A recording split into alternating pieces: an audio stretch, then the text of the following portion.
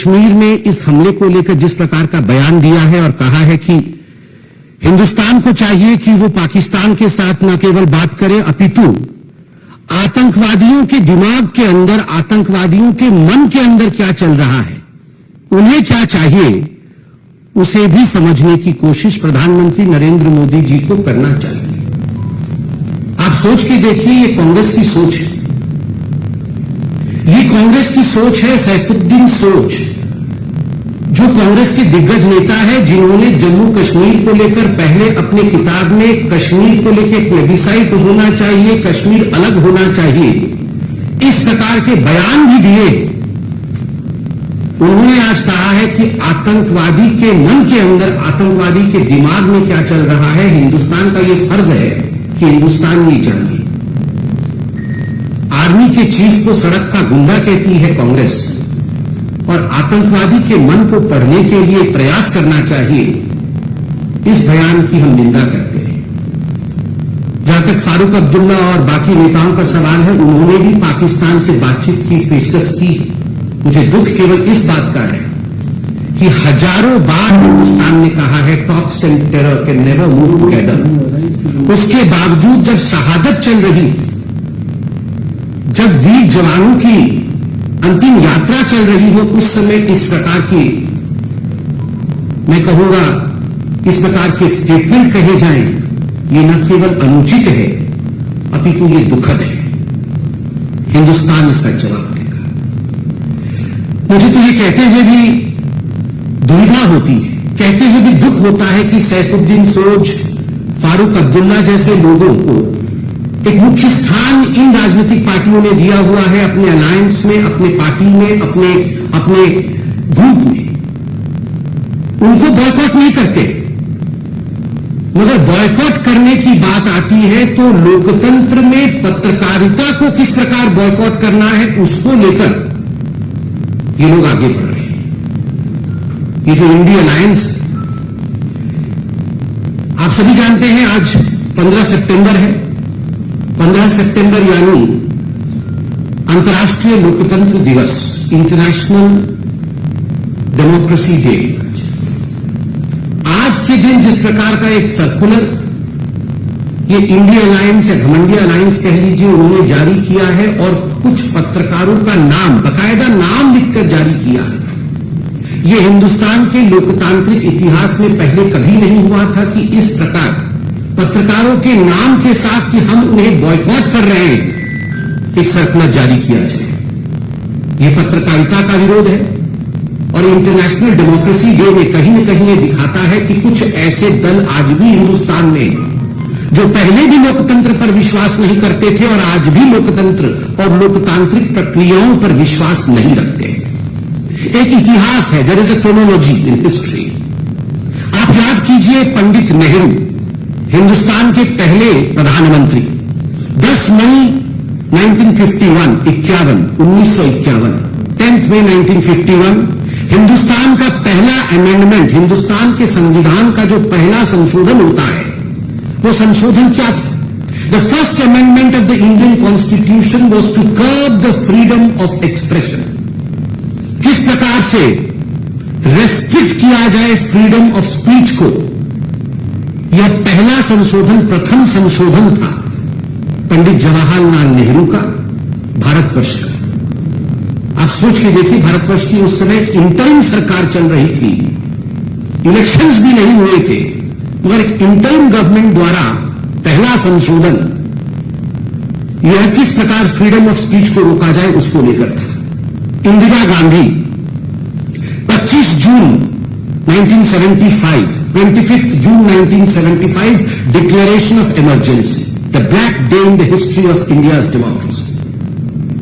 इतिहास में हिंदुस्तान के लिए एक काला धब्बा बना था जब इमरजेंसी लागू इंदिरा गांधी ने किया था और लाखों पत्रकारों को जिस प्रकार से प्रताड़ित किया गया था, संपादकीय तक पत्रकार लिख नहीं पाते थे। पुलिस बैठकर देखती थी वहां पर कि संपादकीय में कहीं इंदिरा गांधी के विरोध में कुछ लिखा जा रहा है या नहीं लिखा जा रहा है।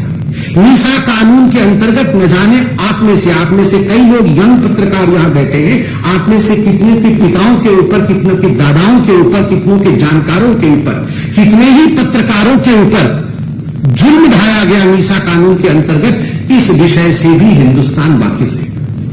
राजीव गांधी 29 अगस्त 1988, डिफेमेशन बिल 1988, आप याद करिए उस समय बोफोर्स चरम पर था। कुछ ऐसे पत्रकार थे, जाबाज पत्रकार मैं कहूंगा उनको, और कुछ ऐसी पत्रकारिता थी जिन्होंने बोफोर्स को बड़े स्पष्ट रूप से उजागर किया था। The story of Bofors and bride, किस प्रकार से भ्रष्ट और भ्रष्ट नेता बोफोर्स में लिप्त थे। राजीव गांधी जी के इस चरित्र को उजागर करने का काम कुछ बहुत बड़े अखबारों ने किया था। उनको लेकर जिस प्रकार एक डिफेमेशन कानून लाने का प्रयास 1988 में राजीव गांधी की सरकार ने किया था, कानून ले भी आए थे, मगर हिंदुस्तान के इतिहास का वो पहला कानून बना जिसको वापस लेना पड़ा, क्योंकि पत्रकार जगत एक होकर खड़ा हो गए। There was unity amongst the media people, सारे मीडिया के लोग एक होकर खड़े हो गए, जाग उठे, हिंदुस्तान जाग उठा, और अंततोगत्वा प्रेस कॉन्फ्रेंस करके राजीव गांधी को डिफेमेशन बिल 1988 वापस लेना पड़ा, जिसमें उन्होंने सोचा था कि जो गांधी परिवार के खिलाफ या उनके खिलाफ लिखेगा उसे सजा दी जाएगी। राहुल गांधी जी से मैं सवाल पूछना चाहता हूं, लिस्ट तो आपने जारी की है, क्या यह लिस्ट मोहब्बत की दुकान की लिस्ट है? सामान नफरत का और दुकान मोहब्बत का? ऐसा तो कभी नहीं हो सकता। You have shown your contempt against media. Hindustan के लोकतंत्र में जो चौथा स्तंभ है, the fourth pillar of Indian democracy, that is media. Media के प्रति जिस प्रकार का नफरत आपने प्रदर्शित किया है, मैं आपसे पूछना चाहता हूं, क्या यह मोहब्बत की दुकान? कदाचित नहीं। मित्रों, जब ये नेता सवाल पूछते हैं, कांग्रेस पार्टी के नेता जब सवाल पूछते हैं कि सर्जिकल स्ट्राइक में हमें सबूत चाहिए, जब कांग्रेस पार्टी के नेता और आम आदमी पार्टी के नेता ये सवाल पूछते हैं कि सर्जिकल स्ट्राइक और एयर स्ट्राइक फर्जी था, आप हमें सबूत ला के दिखाइए, गिव अस द एविडेंस। जब कांग्रेस पार्टी के दिग्गज नेता पूछते हैं कि भगवान राम किस कमरे में पैदा हुए, बताओ इस कमरे में पैदा हुए या उस कमरे में पैदा हुए। जब किसी दूसरे पॉलिटिकल पार्टी जो आज घमंडिया अलायंस में है उसके नेता पूछते हैं भगवान राम ने किस इंजीनियरिंग कॉलेज से इंजीनियरिंग की, बताइए। जब ये सवाल पूछते हैं तो ठीक है, जायज है, इनको बॉयकॉट नहीं किया जाएगा। मगर जब पत्रकार डिबेट में सवाल पूछ लेता है इनसे कि आपके राज्य में भ्रष्टाचार क्यों हो रहा है, आपने जो आंकड़े प्रस्तुत किए थे वो आंकड़े गलत थे, सही आंकड़े ये है, क्या हिंदुस्तान की ग्रोथ स्टोरी आज विश्व में एक रिकॉर्ड नहीं कायम कर रही? क्या G20 सफल हुआ या नहीं हुआ? अगर इस प्रकार के सवाल कांग्रेस या इंडी अलायंस के दूसरे लोगों से पूछ लिया जाता है तो आप बन जाते हैं बॉयकॉट करने वाले पत्रकार। आपको बॉयकॉट कर देना चाहिए। क्यों? ये जो नेता है ये भगवान है, ये भगवान पे सवाल उठा सकते हैं, और पत्रकार जो हैं वो नेताओं पे सवाल नहीं उठा सकते हैं, उनसे सवाल नहीं पूछ सकते। मित्रों, ये राहुल गांधी जब विदेश जाते हैं, अभी भी विदेश में है जहां तक मैं जानता हूं, कुछ प्राइवेट मीटिंग वगैरह कर रहे हैं, आज मैंने देखा है सोशल मीडिया, श्याम पित्रोदा ने बताया प्राइवेट मीटिंग गुप्त रखी जाएगी, बताया नहीं जाएगा। जब ये जाते हैं फॉरेन कंट्री में और विदेश की भूमि में जाके देश के विरोध में बोलते हैं, राहुल गांधी अमेरिका में लंदन में जाके कहते हैं कि हिंदुस्तान में लोकतंत्र समाप्त हो गया, पत्रकारों के साथ दुर्व्यवहार किया जाता है, we don't have right to express ourselves in India, there is no freedom of speech in India. This is freedom of speech Rahul ji, ये जो आपने लिस्ट जारी की है ये फ्रीडम ऑफ स्पीच है, ये पत्रकारिता का सम्मान है, ये पत्रकारों का सम्मान है। ये जो बॉयकॉट करके आप सम्मान दिखा रहे हैं डेमोक्रेसी का, ये आज पूरा विश्व देख रहा है, पूरा हिंदुस्तान देख रहा है। और मित्रों, आप सब पत्रकार बैठे हैं यहां पर, और आपके माध्यम से और टीवी के कैमरे के माध्यम से मैं करोड़ों पत्रकारों से आज सवाल पूछता हूं, क्या ये जो 14 नाम लिखे गए हैं ये बॉयकॉट के नाम है या ये टारगेट लिस्ट है?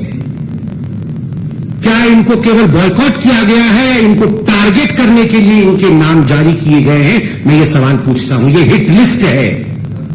कुछ ऐसे पत्रकार हैं जो डिबेट नहीं करते, आप उनमें गेस्ट भेजेंगे ही कैसे? तो उनके नाम क्यों रखे गए हैं? टारगेट करने की। एफआईआर डालेंगे, आपको छोड़ेंगे नहीं, आपको मसल के रख देंगे। और आप बताइए, एक पॉलिटिकल पार्टी के कार्यकर्ता होते हैं।